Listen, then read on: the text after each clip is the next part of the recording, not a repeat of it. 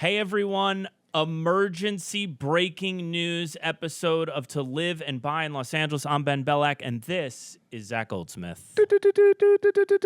On the second day of week 3, the Sitzer Burnett trial ended with a verdict, and the verdict is for the plaintiffs. That is not good news, awarding them upwards of almost $1.8 billion in damages, which could end up being trebled to $5.4 billion to be paid by the National Association of Realtors, Keller Williams, and HomeServices of America.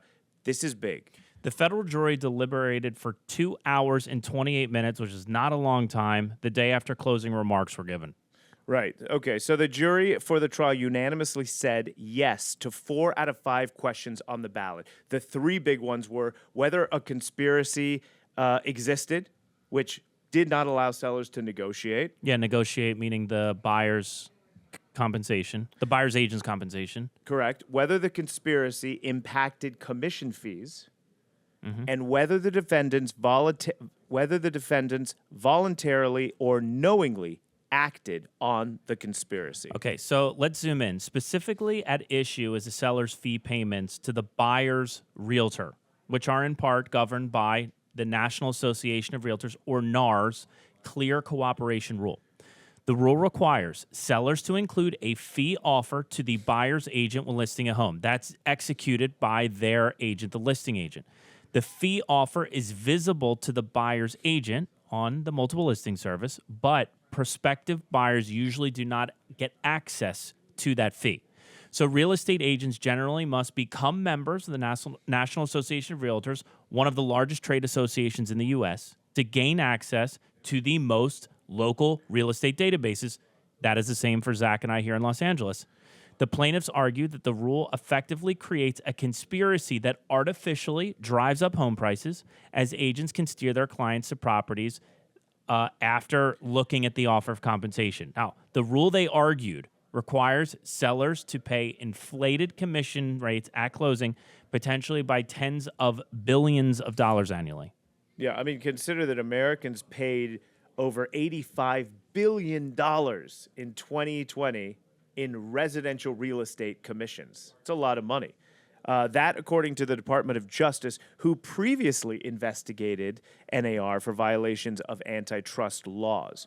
After the news of the jury's decision broke, real estate stocks, I don't know if you noticed this, dropped on Tuesday, particularly those for online companies like Redfin and Zillow, whose shares dropped over 7%. And if you look at Opendoor, another big one, those stocks dropped almost 9%. So when the lawsuit was originally filed in 2019, it included Anywhere Realty and RE/MAX as defendants, but they agreed to scale back their relationship with NAR and pay a total of $139 million in damages as part of a settlement that happened very recently. These numbers it's funny money right now. Well, it's not, because the truth is they would have gone after RE/MAX for more money, but RE/MAX did not have the money. I think this is going to... feels like monopoly money. It could be trebled to $5.4 billion in back commissions owed. This thing's going to take years. Anyway, more interesting information. As Housing Wire's breaking news piece pointed out, Judge Stephen Bowe, is that how you pronounce it? Bowe, still needs to give his final judgment on the case before the jury's verdict is final. Okay? As the presiding judge, he has the authority to issue injunctive relief. So he could, for example, ban the cooperative compensation rule on all multiple listing services nationwide. That would make it impossible for listing agents and home sellers to predetermine compensation for agents. Such a ruling would also prevent listing agents from offering a share of commissions to buyer's agents, and buyer agent compensation would no longer appear on the MLS.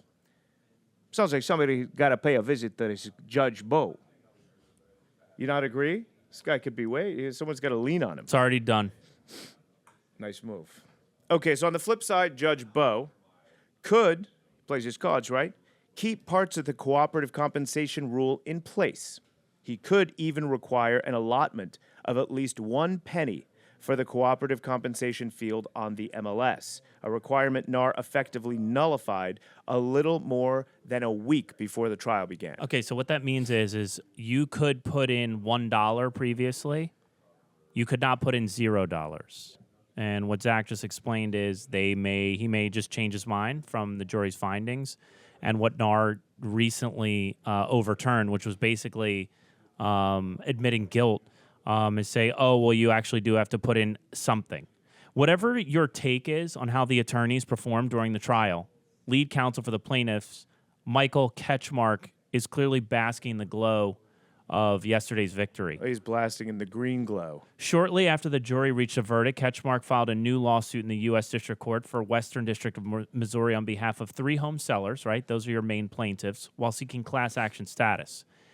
The 7 defendants named in that case are Compass, EXP, Redfin, Weishart, United, Howard Hanna, Douglas Elliman, and again, NAR. This Ketchmark could have a very good year, huh? I mean, if you do the math, I think if on the $1.7 billion to start, he would get $800 million, and then a few extra dollars would go to the main plaintiffs, which there, I believe, are 3 of them, and then all of the homeowners in the class would get like somewhere like around $12,000 or something. Yeah, in the class action Each. suit. He is the one scoring. He is the winner. Why not file another one? I would, if I were him. Shitbag. No, I don't know him. Meanwhile, Remax and Anywhere Real Estate, who reached a settlement with the plaintiffs in the Sitzer Burnett moral case. I forget how to pronounce his name too. Moron case. And now Nasalek, in that case, are on the sidelines with less to pay in damages. But I think it's too soon to say at this point, I told you so. You're not going to start saying that yet because take, what's her name? Daryl Frost from Keller Williams. He alluded to an appeal being filed and mentioned crucial evidence that defendants were not allowed to enter. A spokesperson for HomeServices of America vowed to appeal the court's ruling in Missouri and was quoted, "Today's decision means that buyers will face even more obstacles in an already challenging real estate market, and sellers will have a harder time realizing the value of their homes. It could also force home buyers to forego professional help during what is likely the most complex and consequential financial transaction they'll make in their lifetime." Yeah, I was interested in hearing what the spokesperson for NAR said. We finally got a response from Montel Williams. Maybe it's pronounced Montil Williams, but we call him Montel Williams. Said the trade group will be appealing the jury's verdict and will also ask the court to reduce damages. No surprise there. He went on to say, "We stand by the fact that NAR's guideline for local MLS broker marketplaces ensures consumers get comprehensive, equitable, transparent, and reliable home information, and that brokerages of any size, service, or pricing model get a fair shot at competing." That's how I imagine this Montel Williams speaks. He went on to say, "We will continue to focus on our mission to advocate for home ownership and always put consumer interest first. It will likely be several years before this case is resolved." That was my take in the end. Don't you agree? It'll take years for this thing with appeals. Who knows? Maybe. I don't think it's going to take that long.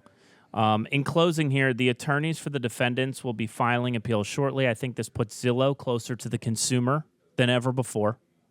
I think upwards of 50% of realtors will leave NAR in the next 12 months.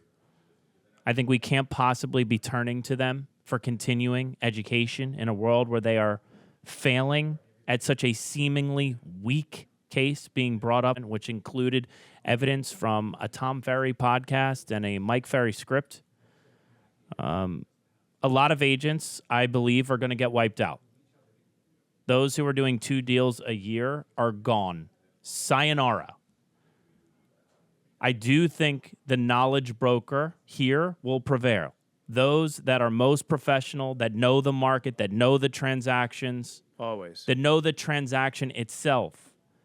I think that buyer-broker agreements are going to go way up, which is probably a good thing and the fair thing, particularly when market conditions are not in favor of the real estate agent, particularly when we've got many multiple offer scenarios because listing agents and sellers are listing properties at low prices to create multiple offers, and then a buyer's agent turns to their agent of a year and says, "I'm sorry, I need some sort of leverage here. It's madness. I'm going with the listing agent."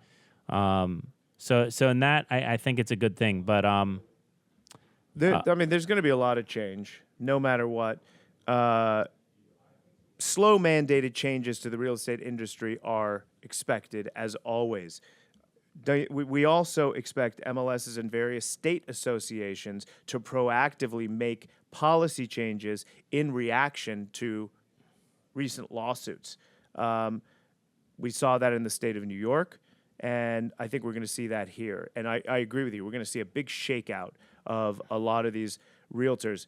A lot of it is going to have to do with 8% interest rates. We'll talk about it in another episode. But yes, this will change the game entirely. What good can come out of it is we focus on what we're doing to build our brands, what we're doing to build trust with our buyers, so we're adding value rather than chasing the struggle. That's my point there in things changing for the better. Meanwhile, we're going to fight this, and we're going to create new paths. we will stay on this continuing story, so keep it locked here. I'm Ben Bellack. This is at Zach Goldsmith 24, and this is To Live and Buy in Los Angeles. Super bien.